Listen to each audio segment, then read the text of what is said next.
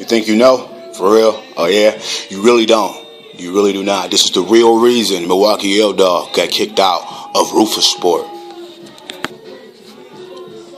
Alright, it's your boy Milwaukee L-Dogg reporting live, man. For some reason, it seems like some people can't really just leave bygones at bygones or just simply shut the fuck up. I'm sure a few of you people, a lot of my Spartans out there, you know, Spartans, what it do. A lot of my Spartans out there have heard a few things about me, and you've been asking yourself, is this true? Is it really true? Well, I'm here to tell you, a lot of this shit, probably all this shit, if I ain't tell you myself, it's some bullshit. Check this out, man. What was it? 2 weeks ago? I don't even know. You know what I'm saying? There's a lot of tension going around in the gym between the coaching staff and myself for whatever reason. Not sure why. The only coach I was cool with was our jiu-jitsu coach, Daniel. You know, I'm very cool with him. Very cool guy from Brazil. He reminds me of myself a lot. He go hard in the paint, go hard, and nobody else can't. You know what I'm saying? But regardless, yeah, man. It seems like ever since I got to that gym, I wasn't liked by Duke Rufus or Scott Cushman. When they kicked me out, the first time, it was a shock. It was weird. It was like, what? Like, for real?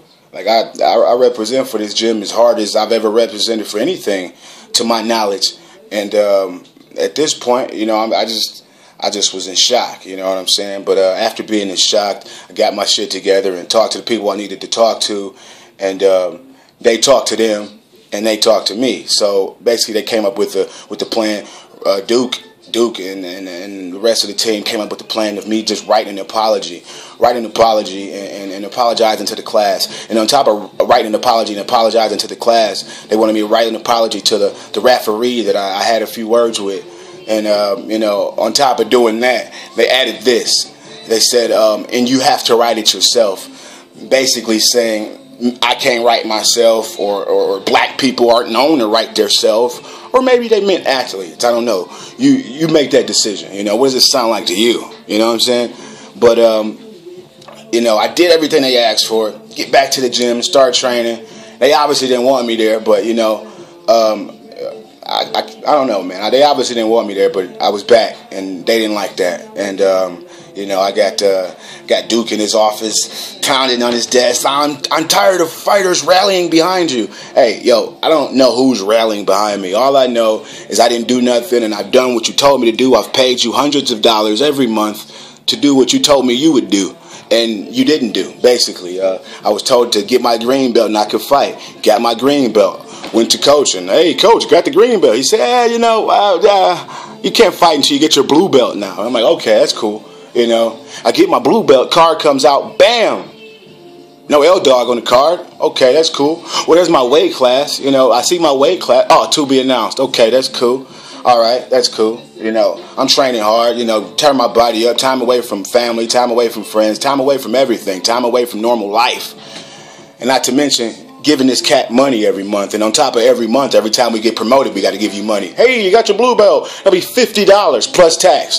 The fuck? Hey, you got your green belt. Oh, that'll be $50 plus tax. The fuck? Hey, we got some new patches in. We want you to represent the gym. That'll be $30 per patch. The fuck? Anyway, 2 weeks ago, right after our fallen Spartan, our brother, our training partner, our friend Dennis Munson died.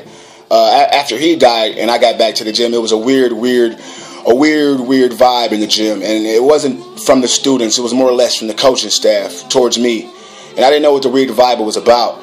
And then I got a call from a member of his family, and his family basically told me, well, Dennis's family, they basically told me, like, well, you know, Scott Cushman called. Scott Cushman called, and not Scott Cushman, Scott Joffe.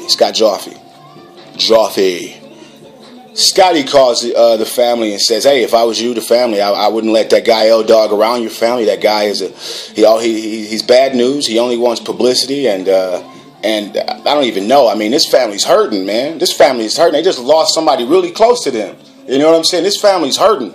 And all Scott Joffe of Roufusport could do is think about well, let me call the family and get them away from L-Dogg for whatever predetermined reason in his brain. He thought he needed to do that. So he calls the family while they're grieving and trying to get through the loss of a loved one and says, hey, stay away from L-Dogg. This guy's bad news. This guy's bad news, And I'm like, what the fuck? Why would he do some shit like that? Like, okay, that's some weird shit, but whatever. Went back to training.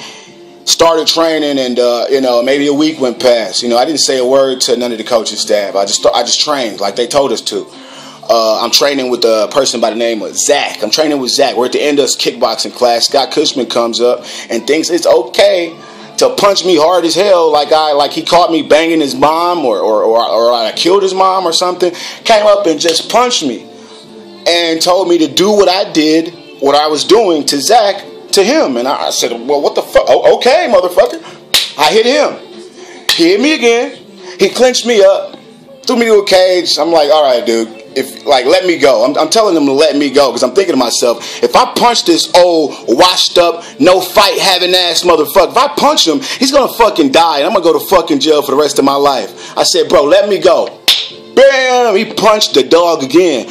He punched me again and walked off and smiled and thought it was sweet. No. Milwaukee L-Dogg had to go and do what I had to do. I swung one more time. I really don't remember. I'm sure his old ass maybe could tell you. I'm not sure. But, ever since, I'm not sure if he's on TRT. He might be, though. But ever since I started thinking that he was on TRT, he'd been on some extra shit in the gym. And even before that, he's known for punching students, known for slapping students. He'll just punch the shit out of you randomly and just go, fuck you, motherfucker. Do you know who I am? Do you know where I came from? No. All you know is that I'm a part of your 1 hour long pad holding session. Pad holder. You're a fucking pad holder. You've never gotten to the gym before and had an actual fucking fight.